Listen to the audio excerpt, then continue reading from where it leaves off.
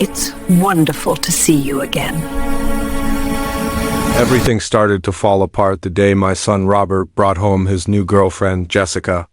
It was 3 years ago, and I was still running my small antique business from home. Robert seemed so happy, and I wanted to be happy for him. But something about Jessica felt off from the very first moment. She smiled too much. Her laugh seemed rehearsed, and her eyes were always moving, scanning everything in my house like she was taking inventory. But I pushed those thoughts away. I told myself I was being an overprotective mother. 6 months later, they got married in a small ceremony. I paid for most of it because Robert was still paying off his student loans. Jessica thanked me with tears in her eyes, calling me the mother she never had. I felt guilty for ever doubting her. After the wedding, Jessica suggested they move in with me temporarily to save money. My house was big enough and I was getting older. Having them around seemed like a good idea. Robert was my only child, and after my husband died 10 years ago, the house felt too empty anyway. At first, everything seemed fine. Jessica cooked dinner most nights. She helped me organize the antique shop. She even drove me to doctor's appointments. Robert worked long hours at his accounting firm, so Jessica and I spent a lot of time together, but then small things started to go missing. A silver picture frame from the hallway, an old jewelry box that belonged to my mother. When I asked Jessica about them, she looked confused and said she hadn't seen them. She suggested maybe I had moved them and forgotten. That happened twice more over the next few weeks. Each time, Jessica looked at me with concern and gently suggested that maybe I was becoming forgetful. She even convinced me to see a doctor about it. The doctor said I was perfectly healthy for my age. Some mild arthritis, slightly high blood pressure, but my memory was fine. I showed Jessica the doctor's report, but she just smiled and said she was relieved. Then things got worse. One morning, I woke up to find the locks on my bedroom door had been changed. Jessica said it was for my own safety because I had been wandering the house at night. I hadn't been wandering anywhere. I'm a light sleeper, and I barely get up except to use the bathroom. When I tried to talk to Robert about it, Jessica was always there. She would interrupt, speaking in that sweet voice of hers, reminding Robert about things I supposedly did that I had no memory of. She said I left the stove on twice. She said I forgot to turn off the bathtub and almost flooded the house. She said I accused the mailman of stealing from me. None of it was true. But Robert believed her. He looked at me with such sadness, like he was watching me disappear. Jessica started controlling everything. She said she would manage my medications because I was getting confused about the doses. She took over my banking because I was making mistakes with my accounts.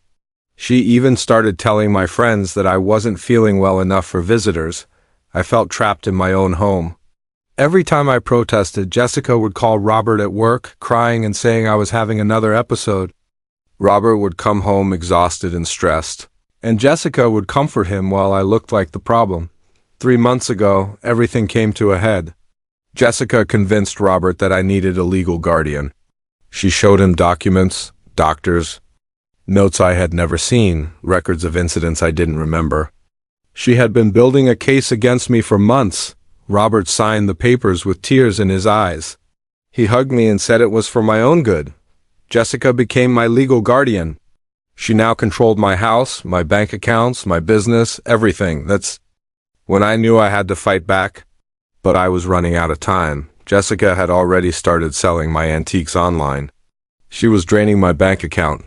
And she was planning something bigger. I could see it in her eyes every time she looked at me. What Jessica didn't know was that I wasn't as helpless as she thought.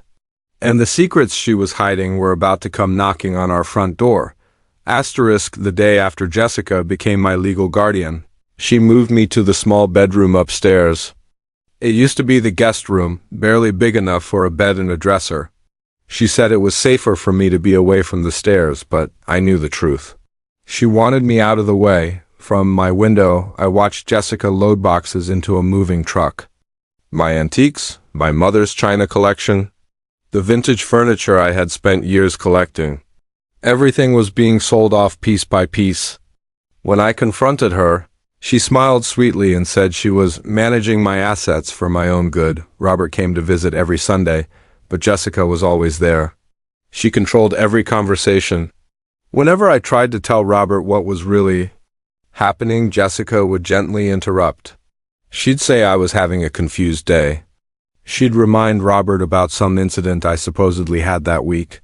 I felt like I was losing my mind even though I knew I wasn't. That's what Jessica wanted. She wanted everyone to believe her story so completely that even I would start to doubt myself, but I had one advantage that Jessica didn't know about. 5 years ago, before I ever met her, I hired a private investigator named Thomas Chun. It wasn't for anything dramatic. I just wanted to verify the background of a business partner who seemed shady. Thomas did excellent work and we stayed in touch occasionally. When Jessica first started acting strangely, something nagged at the back of my mind. Her story about her past was always vague. She said she grew up in foster care. She said she had no family. She said she worked various jobs before meeting Robert. Everything was just vague enough to sound true but hard to verify.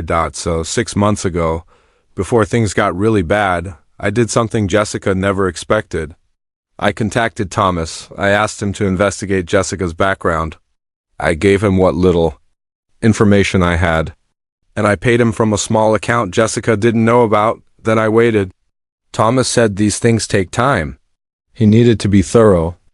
I didn't hear from him for months, and during that time, Jessica tightened her control over my life. Now I was trapped in this tiny bedroom, watching my life being dismantled. I couldn't call Thomas because Jessica had taken my phone, saying I was making confused calls to strangers. I couldn't email him because she monitored my computer, claiming she was protecting me from scammers. I was running out of options. Jessica had already transferred most of my money to accounts I couldn't access. She'd sold half of my antique collection.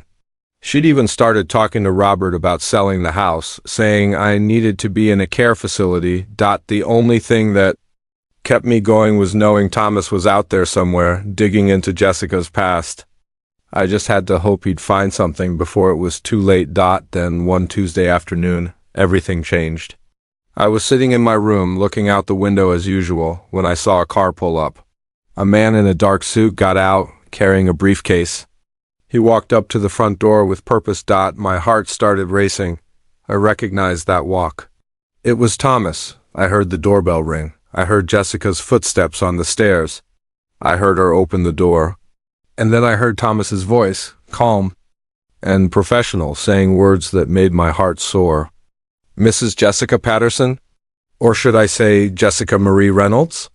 I think we need to talk about what you've been doing for the past 5 years. And more importantly, about what you did before you ever met Robert. The silence that followed was deafening.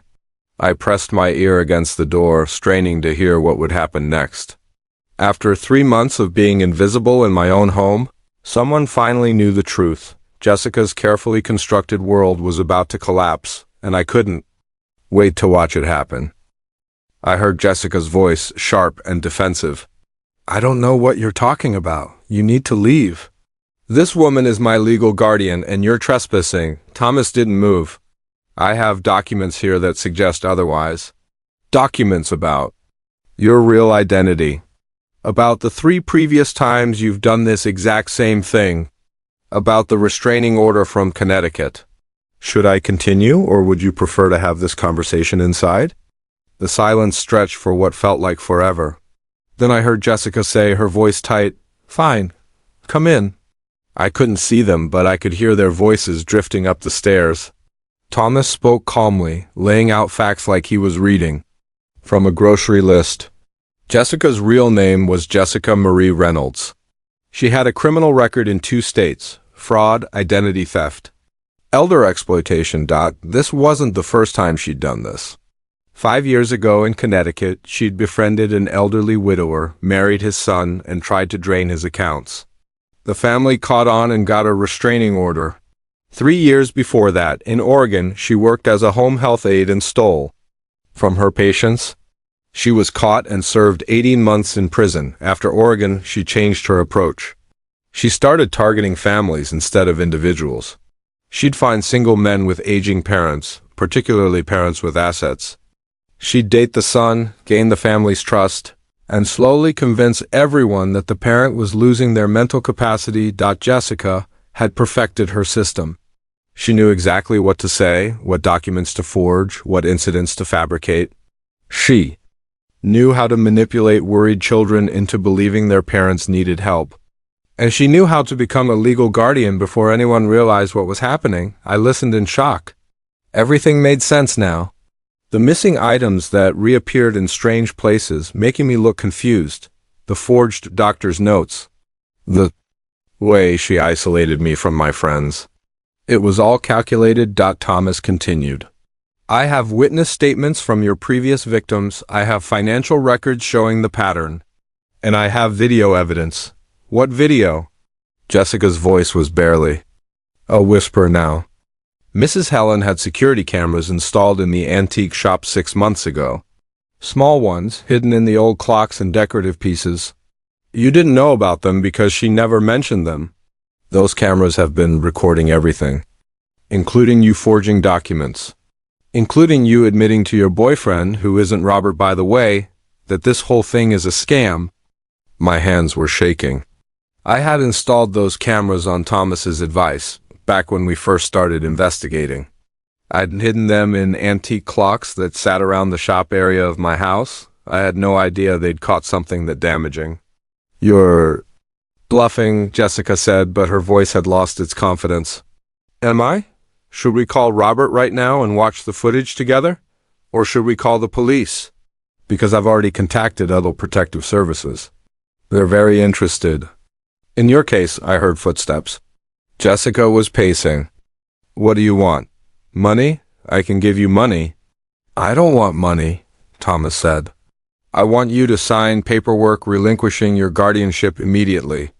I want you to return every cent you've taken. And I want you to leave this house and never contact this family again. And if I don't, then I go to the police with everything I have. And this time, Jessica, you won't get 18 months. This is your third offense. You'll be looking at serious prison time, 5 to 10 years, minimum. Another long silence. Then Jessica laughed, but it sounded hollow. Fine, you win. But I want something in return. I want immunity. I sign your papers, return the money, and walk away. No police, no charges. That's not my decision, Thomas said. That's Helen's decision. And Robert's, this is their family you destroyed. Then let me talk to her, Jessica said. Let me explain. I heard footsteps coming up the stairs. My door handle turned. Jessica stood there, and for the first time since I'd met her, I saw her real face.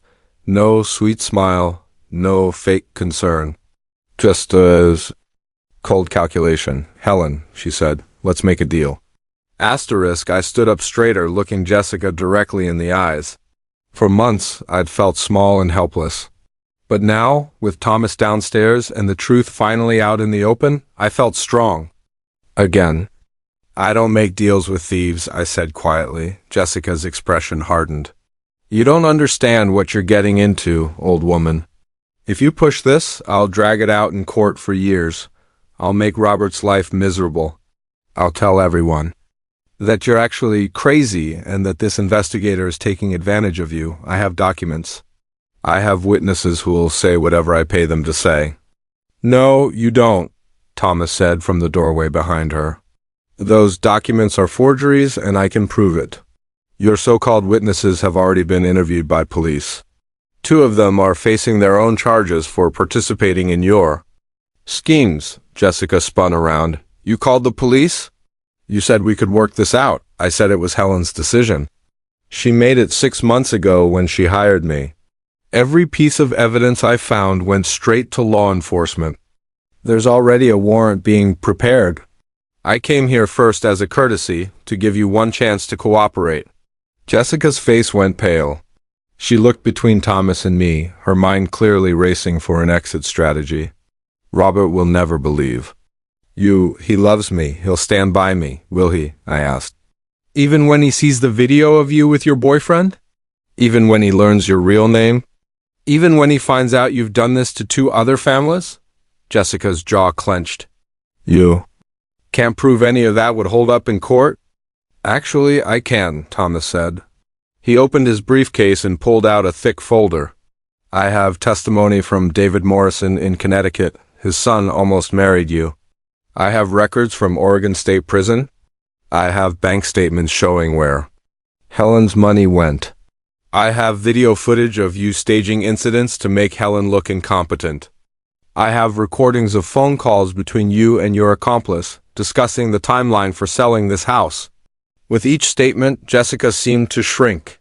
The confident manipulator was disappearing, replaced by a cornered criminal. Robert should be here any minute, I said, checking my watch. Thomas called him an hour ago. I think he deserves to hear this directly from you, don't you? Jessica's eyes widened with panic. You can't? You don't understand? I need this money. I have debts. People are looking for me. If I don't pay them back, they'll... She stopped herself, but it was too late. Thomas was recording everything on his phone. They'll what? Thomas prompted. Who's looking for you, Jessica? She pressed her lips together, refusing to answer. But her fear was obvious. This wasn't just about greed. Jessica was running from something or someone. That's why she needed money fast. That's why she'd gotten sloppy with her scam. We heard a car door slam outside. Through the window, I saw Robert rushing toward the house. His face was a mixture of confusion and concern. Thomas had told him it was an emergency involving his mother, but nothing more. Robert burst through the front door. Mom, what's going on? Are you okay? I came down the stairs slowly, Thomas and Jessica following behind me. Robert's eyes darted between all of us, trying to understand the scene. Son, I said gently, there's something you need to know about your wife. For the next 20 minutes, Thomas laid out everything. He showed Robert the documents. He played portions of the video footage. He explained Jessica's real identity and her criminal history. I watched my son's face go through every emotion. Disbelief, denial, anger, betrayal, heartbreak. Jessica tried to interrupt several times. Tried to spin her story, but the evidence was overwhelming. When Thomas finished, Robert turned to Jessica with tears in his eyes. Is this true? Any of it? Jessica opened her mouth, but no words came out. She couldn't lie her way out anymore. The truth was staring all of us in the face, and then she did something none of us expected. Jessica ran. She pushed past Robert, grabbed her purse from the hall table, and bolted for the front door. Thomas moved to stop her, but I put my hand on his arm. Let her go, I said quietly. The police are already outside. Jessica flung open the door and nearly collided with two officers standing on the porch. She stopped so suddenly she almost fell backward. One officer, a woman with kind eyes and a firm stance, held up her badge. Jessica Marie Reynolds? We have a warrant for you. Arrest on charges of fraud, identity theft, and elder exploitation. Jessica's whole body sagged. The fight went out of her all at once. As the officers read her rights and handcuffed her, she looked back at Robert one last time. Not with love or apology, but with cold resentment, as if all of this was somehow our fault. Robert stood frozen in the hallway, watching his wife being led away in handcuffs. He looked like someone had knocked the air out of his lungs. When the police car pulled away, he finally turned to me. Mom, I don't know what to say. I believed her. I actually believed you were sick. I let her convince me that you needed a guardian. I signed those papers. His voice cracked and tears started flowing down his face. I wrapped my arms around my son, this grown man who suddenly seemed like a little boy again. It's not your fault. She was a professional. This is what she does. She studies people, finds their vulnerabilities, and exploits them. You loved her. You trusted her. That's not a weakness, Robert. That's being human. But I should have seen it. I should have listened to you. She was very good at what she did, Thomas said gently. I've seen her type before. They're expert manipulators. They know exactly what to say, how to act, how to make you doubt your own judgment. You're a victim here too, Robert. Over the next few hours, we sorted through the damage. Thomas helped us gather all the financial documents. Jessica had stolen over $200,000 from my accounts, She'd sold antiques worth another $50,000. She'd even taken out credit cards in my name, but Thomas had tracked most of it. Jessica hadn't had time to move all the money offshore like she'd planned. The police froze her accounts immediately. We'd get most of it back, though the legal process would take time. The antiques were harder. Some had been sold to collectors across the country. But Thomas had records of the sales, and with the fraud charges, we could work on getting them returned. Robert spent the rest of the day calling everyone Jessica had told. I was sick, friends, neighbors, his colleagues who'd been sympathetic about his mother's dementia. Each call was painful, but necessary. The truth needed to come out. That evening, after Thomas left and the police finished taking statements, Robert and I sat in the living room. The house felt different now. Lighter somehow, despite everything that had happened. How did you know?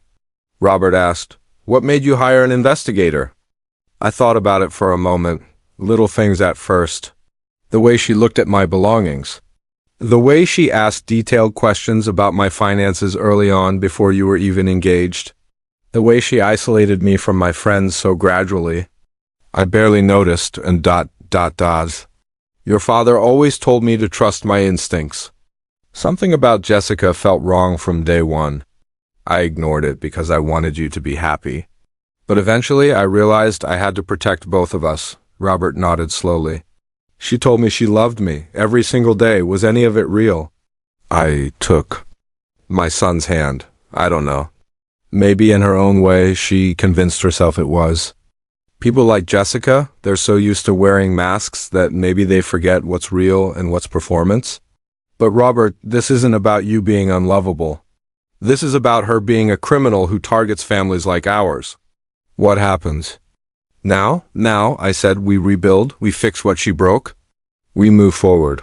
What I didn't say was that Jessica's story was just beginning to unravel, and the secret still buried would shock us even more. 2 weeks after Jessica's arrest, Thomas came to my house with more information. The investigation had expanded. Jessica wasn't working alone. She was part of a larger operation. Thomas spread documents across my kitchen table. The boyfriend I mentioned? His name is Marcus Tong. He's a paralegal who got disbarred 3 years ago for forging legal documents. He's been helping Jessica identify targets and forge guardianship papers. They've done this to at least 7 families across 4 states. Robert, who'd been staying with me since Jessica's arrest, leaned forward. 7 families? How is that possible? They target specific types of victims, Thomas explained. Elderly people with assets, but no close family nearby. Or single adult. Children who are overwhelmed with work and life. They look for vulnerability. Jessica befriends the family, usually by dating the son or daughter. She builds trust over months. Then slowly she plants seeds about the parents' declining mental state. I felt sick. 7 families. How many lives had she destroyed? Marcus handles the legal side, Thomas continued. He forges medical documents, creates fake incident reports, even bribes actual doctors to sign off on dementia diagnoses. Jessica handles the emotional manipulation. Together they've stolen over $3 million. Robert's face went white. $3 million? The FBI is involved now. They're building a case against the entire operation. Jessica is already cooperating, hoping for a reduced sentence. She's giving them names, locations, everything. Over the next few weeks, I watched the news stories unfold. Other families came forward with similar stories. A widower in California who lost his house. A grandmother in Texas who was moved to a nursing home against her will. A retired teacher in Florida whose daughter-in-law stole her entire pension. We weren't alone. And that was somehow both comforting and heartbreaking. The district attorney's office contacted me. They wanted me to testify at Jessica's trial. I agreed immediately. Not for revenge, but because those other families deserve justice too. The trial happened 4 months later. I sat in the courtroom and told my story. I watched Jessica, dressed in an orange jumpsuit, avoid eye contact with everyone. She looked smaller somehow. Less powerful. The prosecutor showed the videos from my hidden cameras. They showed Jessica staging incidents, moving my things to confuse me, rehearsing her concerned daughter-in-law act. They showed her meeting with Marcus, counting money, laughing about how easy it was to fool these desperate, lonely old people. That last part hurt. Not because it was true, but because she really saw us that way. We weren't people to her, we were marks. Opportunities. Robert testified too. He talked about how Jessica manipulated him, made him doubt his own mother, convinced him to sign guardianship papers. His voice shook the whole time, but he got through it. The jury deliberated for less than 3 hours. Guilty on all counts. Jessica was sentenced to 15 years in federal prison. Marcus got 12 years. Several of their accomplices received shorter sentences. After the trial, I met with some of the other victims. We formed a support group. We shared our stories, supported each other through the recovery process, and worked together to push for stronger laws protecting elderly people from this type of fraud. My antiques slowly started coming back. Some collectors, when they learned the items were stolen, returned them immediately. Others had to be handled through legal channels. I didn't get everything back, but I got enough. The house felt like mine again.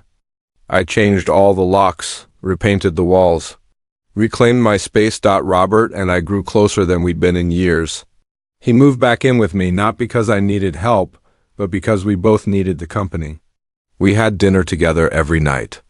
We talked about everything, including the difficult parts. One evening, about a year after everything happened, Robert asked me, "Do you think you'll ever trust anyone again?" I thought about it carefully.